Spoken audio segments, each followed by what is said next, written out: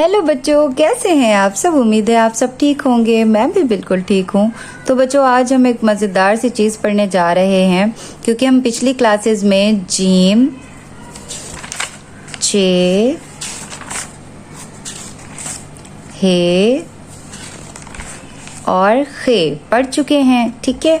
और फिर उसके बाद हमने चार दोस्त यानी कि जीम, चे, हे, खे की कहानी भी पढ़ी। ठीक है।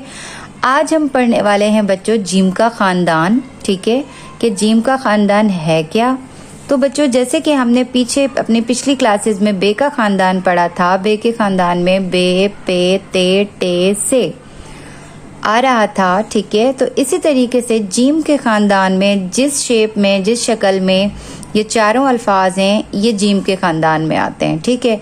यानी कि जीम, चे, हे, खे, ये तमाम चारों अल्फाज क्या कहलाते हैं, जीम का ख़ानदान कहलाते हैं।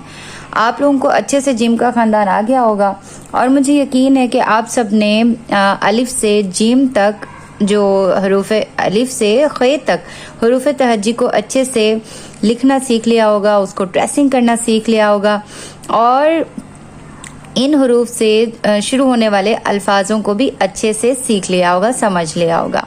प्यारे बच्चों, जैसे कि आप सबको पता है कि हम अपनी इन क्लासेस में हरूफ तहज्जी पढ़ते हैं, रोज़ एक एक अल्फाज पढ़ते हैं और फिर उनको हम सीखते हैं ताकि हमें हरूफ तहज्जी आ जाए। और मुझे यकीन है कि आप सब ऐसे ही मेहनत करते रहेंगे और फिर इसी तरीके से आप सबको हरूफ तहज्जी आ जाएगी इंशाअल्लाह। अब हम अपनी कल की क्लास में खे के बाद जो अल्फाज शुरू होता है वो हम पढ़ेंगे बच्चों।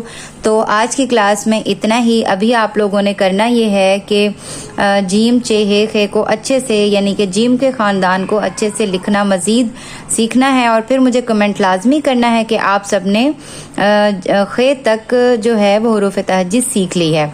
इंशाअल्लाह मिलेंगे कल की क्लास में। मुझे दीजिए इजाज़त, तब तक के लिए अल्लाह हाफ़िज़।